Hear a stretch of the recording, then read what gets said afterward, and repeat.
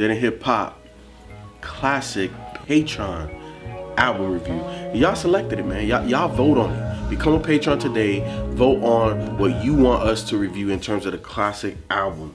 So today, you guys voted on Mobb Deep, the Infamous. B, what it beat out today? Out of 655 votes total, it beat out Blue and Exile, Below the Heavens with 24%.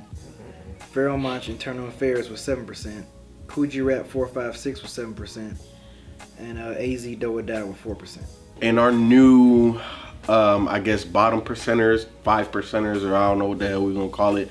So I guess we're putting AZ in that category. Any album or artist that you guys nominate that get less than 5%, we're just gonna, at the end of the month, we're just gonna put them in a box, and then we're just gonna pick one and then just give it to y'all. Well, I guess it'd have to accumulate over time. So we'll do it per quarter. So every 3 months. That's a good. Yeah. So every 3 months we'll give you a bonus one. Yeah. Okay. All right. Cool. That's what's up. Let me give y'all a little story. I'm gonna tie it into something else. So if you guys don't listen already, make sure you listen to Is the Myke Still On podcast. Like a week or so ago, I was telling you about my homie that passed, and he's the homie that put me onto this. Wow. Yeah, like, you know, when I moved from Chicago, man, like I was very sheltered. Like I didn't dig deep into music. Like it was a lot of Latin music that was in my household, whatever got played on the radio, Heavy D and the Boys, stuff like that. You know what I'm saying? Like I didn't really dive deep into hip hop like that. So when I moved to Miami and I met my homeboy Kerwin, he was so surprised. He's like, damn, you don't listen to this? You put me on a Nas, Biggie, Diddy, just everything. You know what I'm saying? Including this. So I'll never forget, man, we was chilling at his spot, playing video games, and he had this playing in the background. You know what I'm saying? So that's how I got introduced to Mobb Deep, how I got introduced to a lot of hip hop. You know what I'm saying? Like he was the first big homie, even though we were the same age. You know what I'm saying? That really introduced me to a lot of music. Like this is undeniably a classic. Also, rest in peace to Prodigy. You know what I'm saying? Yeah. You know, we got to see him live a couple years ago at A3C. Shout out to Alchemist as well. He kind of set that up, and if you haven't watched that damn interview, that's one of the dopest interviews we've ever done, so go check that out. It's funny because I actually did this review on my channel. I was doing classic album reviews until we started doing this for this channel. But I didn't even know. I don't think I realized. Oh yeah, you did. Because one of the first ones you did was because you did Raekwon, or which one? Who all did you do on your channel? I don't remember off the top of my head. Man, come on, man. I did your shit, man. But I did this on my channel when I had like a same kind of similar setup, a voting system. People was voting on what they wanted me to review, and this was like one of my, like first or second classic album reviews I did for this one. But yeah, this album, man, like shit. At this time when this album came out, because I didn't know about Juvenile Hell. Like that probably, I think that was like a New York thing when it came out before because I thought it was their debut album. I thought this was their debut. And of course, I'm pretty sure you, along with Ken and Myke, can agree with this. Like, I remember going in the record store after I heard Shook Ones. Because when I heard Shook Ones, I was like, holy shit! Like these motherfuckers dope as fuck. So when I went to the record, when I heard Survivor the Fittest, I was like, okay, I think that's what I was gonna say. So did Survivor come out before Shook Ones? No, Shook Ones first. Came out first. Survivor the Fittest was the second single, and they made the video for that one and everything. When I heard Survivor the Fittest, I was like, okay, I'm sold. When I went to the record store to get the CD. Of course, I looked on the back, looked at the track list and stuff. When I saw Raekwon, Ghostface, and Nas featured on here, this was the time when features held a lot of weight. You know what I'm saying? Like, if you saw someone and you saw a feature on there, and this was at the time, of course, like Raekwon and Ghostface, they wasn't really featured on a lot of stuff. It was pretty much strictly Wu-Tang. So to see these guys feature on a group I've never heard of before that I'm new to, I was like, okay, I'm buying this. Like, I'm buying it. Just off the strength. What year was this? 95. So like just off the strength of that, I'm buying this album. I'm like, I'm gonna spend my $15.99 and I'm gonna take a chance on this because I already like the singles and I saw that. Off rip, when I first heard this, I was like, wow, like here you go. You have all these different producers in New York, Beat Miners, Pete Rock, DJ Premier, RZA, and here go Havoc creating a complete different New York sound that still feels very New York. And like that, to me, that was just so amazing. Like, dude, how can you still have this Large Professor, like throwing another one out there, Q-Tip, who produced Drink Away the Pain on this album. But Q-Tip did that one? Yeah, Q-Tip did Drink Away the Pain. So yeah, just to hear this particular sound and it still feel like I'm in New York. Like for these young dudes at the time to tell their story, their grimy story in New York, and to have this different type of production, Havoc was like on another level. And then I end up going back listening to Juvenile Hell, and I'm like, wow, it's amazing how so much improvement from their debut album to this. They were, because he didn't do that one. I know they had Large Professor was on that one too. DJ Premier was on that one. Yeah. Havoc did like maybe one track. Okay. So like it wasn't like Havoc was already there. So for him to go from that to this, and then to hear these guys just being so grimy, dude. Like I just remember this album being like very gutter and grimy. Yep. I mean, of course we had like Wu-Tang, but this was a different type of grimy. Like it was just a different style, man. And I was just like I was really amazed by this. I don't care what nobody say. Havoc is like, I think he doesn't get his flowers enough, but he's produced some of like the best, I like to call it like cypher beats. Like he make the best beats to like just do ciphers off of, man. Shook One, Survival of the Fittest, Quiet Storm. It's like you're in the alley on the street. Dude, like he crafted that sound so vividly, man. Like I love it. Like that's why I love this album so much. That's why I think it's a classic for me, because it's like, for this to come out during the time where New York was like really on the scene, you know, as far as having their own sound, you know, with the producers that I already mentioned, and including Lord Finesse. I can't believe I'm forgetting Lord Finesse and Diamond D as well. But for Havoc to just have something completely different and still feels New York is just, to me, I thought that was so amazing at the time. You know what I'm saying? Because, you know, you can look at West Coast and, you know, Dr. Dre, DJ Quick, Ant Banks. Yeah, you know what I'm saying? Banks. Like, so I think it was, you know what I'm saying? So I think it was just so dope for Havoc to still have that New York grimy sound at the time. Easy Mo Beat, another one in New York that was tearing shit up. And for Havoc for still like not sounding bad as an MC, because of course when you think of a producer, MC type of guy, you be like, okay, is he alright on the mic? But I think him and Havoc, him and Prodigy, they still fare well off each other as far as, you know, just on the mic. And then Big Noise, shout out to Big Noise. He also had some dope features on there. Yeah. Give up the goods. Man, like, I came out. I was like, man, this dude Big Noise. Man. Yeah, he was dope, and he ended up doing an album which was entirely produced by Havoc. Sure did. Like a year later. I bought that shit.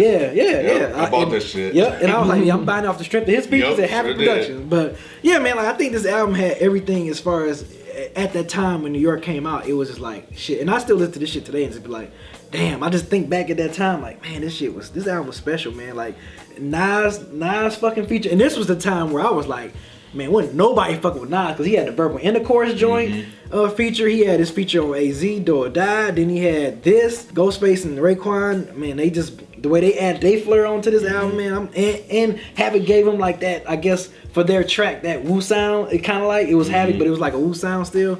That shit was amazing, man. Like, go ahead. No, just I like the way they did their verses on that song too. Yeah. I thought that was tight. Yeah, like how they were just going back and forth, But I said enough, man. If you want to watch the rest of the review, subscribe, check it out on my channel. I talked about this on my classic Beezy reviews. Yeah. You'll be back. No, I won't. I won't be back. Yeah, man. Before you go, you good? Out of all the classic album reviews we've done so far, I think this is the only one that I had never listened to all the way through. I don't know how that happened, but when I was listening to this album, I was like, I don't think I ever heard this album straight through. You just listen to like the singles or something like that? Yeah, singles, or you know, depending on what, like I said, with the Black on Both Sides, depending on where you are and stuff like that. It's like, this is I don't know why though. I love Mobb Deep. I love the sound. I love everything about them. But for some reason, I missed this one. This album does tend to teeter off a little bit towards the end. So I can see. No, it's not that it's whack. No, I got you. I'm trying. But the first half is definitely the stronger half. I mean, I think I stopped paying attention around track 11, Right Back At You. I could see if somebody picked this up fresh or new, I could see them around that song being like, all right, I've had enough. Because I'm looking at that, and I guess because the strength of Shook One's part 2, when you say it teeters off towards the second half and we start at 12, okay, the interlude, let's toss that out. I think because Q-Tip was on Drink Away the Pain, And I don't love that song. and then Shook One's was right after that, that's why when you said teeter off, it's like, What? Do you need Shook Ones 2 when you already have Shook Ones 1? Like, how is Shook Ones 2 that much better? It's really not. It's a continuation. I think just. But I'm saying, but you don't need Shook Ones 2. So it's not like Shook Ones 2 saved the second half of the album because I already had Shook Ones 1. Sorry, bro. No. I'm not saying the second half is bad. No, I get you. I'm just trying to understand. After a while, it starts to get to the point where it's slightly a little samey. Okay. And I could see after like track 11, you being like, all right, it's been about 30 minutes of this. And it's still just kind of more of the same. This is an hour and 7 minutes long. It's a bit long when you compare to albums that were coming out back then. Personally, I think this album is dope from start to finish. That's only because I don't know if I can separate that from nostalgia. That's why I'm saying fresh. I don't know. I can see somebody being like, all right, around track 11, I'm good. I didn't jump on this originally when it came out because I had no idea who the fuck they were. I did not, like B was saying, I didn't jump on this until I heard Eye for an Eye. And that's only because I really love Wu and Wu wasn't doing features. Nobody had Wu features. And then after that is the one I then heard the other one that had Ghost and Ray on it. Right, and I was like, okay, this is really dope too. They have two. That's when I started thinking, like, are these guys part of Wu-Tang?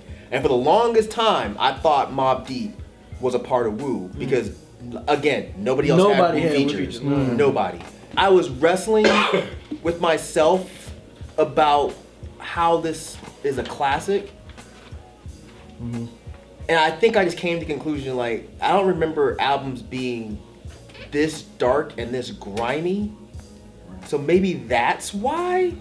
What was so dark and menacing when this shit came out at the time? That's what I was trying to think. And I'm thinking, like, even all the New York albums that was out. Yeah, because G-Rap wasn't really dark. Like, the production here 4, 5, 6, was dark. Yeah, it wasn't dark like this. Right. This shit was menacing, man. Like, yeah. I don't think it was like New York's Menace to Society.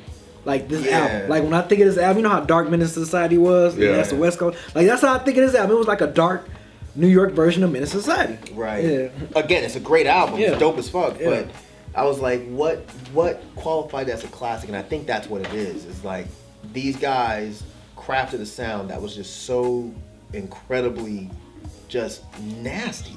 I remember the second I heard it, I was like, shit, I've heard Shook Ones a million times and just didn't know who it was. And my buddy that had played it, we were out skating and he's playing it and I'm rapping along to that first verse because everyone knows that, you know, there's a war outside and nobody's safe from. Yeah. Everybody knows that shit. And I was like, I'm rapping along to it and I was like, who is this? This is Mobb Deep. And I was like, who the fuck is that? And then again, when it got to Eye for an Eye, I was like, okay, I need to have this album. Do y'all ever battle with yourselves about who is the more, I don't want to say the better MC? Who stands out? Who stands out more? Because for me, it's always Prodigy. Yes. It's always Prodigy. Not that Havoc is a slack or anything, but sometimes when you're the producer, like there's just like a pocket that you probably preconceived, and then Havoc produced more, didn't he? That's what I'm saying. So Havoc is always in this pocket of like he's in the beat, like he doesn't stand out. And I think Prodigy, I think that's partly why. It's just Feefo theory. It's the J. Cole curse. The J. Cole curse. You know, even Crit at times too. You know what I'm saying? Like it's just you created it, so you kind of know where to fit in, and it feels like you're part of the beat instead of you sound too perfect on it. Where Prodigy is just he be floating. Yeah, and Prodigy has that voice too. He like does. His voice stands out. He got the, You know, and because he released HNIC. Did you buy that HNIC? Yeah. So he did that. So he was my favorite out of the group, and the one I liked the most. But I think the thing that was so interesting about this album is you consider the sound and how grimy and how dark it was, but how it just took off and became part of like we now call it pop culture, but everybody knows that line. Shook Ones was like everywhere. That beat, that tick tick he used for like the hi-hat, that's the tick tick from a gas stove. That, like, you know how you hit the gas stove? I saw that somewhere. He took that sound from a gas stove and put that shit on Shook Ones. Why? I mean, that's the creative mind, man. But you know, you gotta understand with like production devices back then, you know, even in the mid to late 90s, you didn't have that much wiggle room to play with when it came with sampling. You know what I'm saying? So you had to kind of work with what you had to work with. Wow. So he was just using shit, whatever. I remember you could work with. my That's sister crazy. and I, man, we had a bump bed. Like if you hit it, it sounded like heavy bass. Really? And we made like a song one time when we was younger, and we hit that bed, the bump bed, the wood on the bump bed, and that shit Boom. thump on when you play it on the radio, it sounded like a bass drum. Where's the song, man? You said, where is it? Where's the song? I know. I gotta find it. Stop fucking around. I gotta find it. Yeah, you have to find it. I made a lot of wanna rap hear songs when I was a kid. Rod, I want to hear. What was your rap name? I didn't have a rap name. Come on, I didn't man. have a rap name. I You just just called yourself Rod? I don't even know. I don't remember, man. But yeah, I did a couple raps All when I right, was a kid. next shoot. It's on some cassette tapes. You know how you had to put the tissue in the cassette tape to record on it? It's on some. Put the tape over the top. Yeah. So I think what was interesting also is that this album was like when I'm looking at the other albums that were released that year, Me Against the World came out.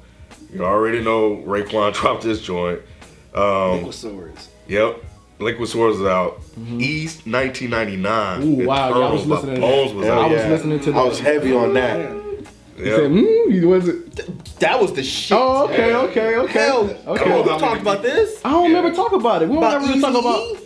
Oh, I thought you saw. Oh, yeah. Yeah. 1999, my nigga. Yeah, man. Okay. Yeah. I don't know how many people were playing On Top of the World by 8 Ball MJG, but I was. Yeah. That's what I'm saying. Okay. That's the type of shit I was playing. Yeah, I was playing that. Yeah, so Yeah. those are just some. You guys can look it up and see the Right. rest, but those are the type of the competition that it was up against, Right. And the different sounds we talking about. And shit was segregated back then too. Yeah. Like, if you was in the South, you was listening to South shit. Yeah. If you was in the East Coast, you was listening to East Coast shit. came out. Yeah. A year or two. Yeah, they did. Yeah. Yeah. But I listened to like a lot of that. I was on the West, I was on the East, I was on the South, and you had to put out a good album for people to listen to. First of all, to get your money, Right. and then there's so many other albums that are good that are out that you may want to listen to. Like there's like sometimes you would just put your CDs like, damn, I want to listen to this or do want to listen to that, and it just really depends on your mood. The other thing that's interesting about this album is that it sounds really, really good at night. When you're riding around in your car with the windows down and you get a chance to kind of let it breathe. Back then in '95, I had 12s in my car, so that adds another layer to the sound because the shit was, as people say, it was bumping in the whip, it was knocking. And then you had I'm in Meridian, Mississippi, so very few people really riding around that I remember listening to Mobb Deep like that. Yeah. So that's another thing that you had on, and it was good. Right. But yeah, man, Because they didn't have none of these songs were actually on the radio, right? Shook One was on the actual radio. And Survivor the Fittest was Survival of the playing Fittest. I don't remember hearing Was it it? on South radio. I don't. Oh, and it was see- nothing on South Radio. Yeah. Yeah. And that's the thing. I can't remember outside of Shook One's probably getting played.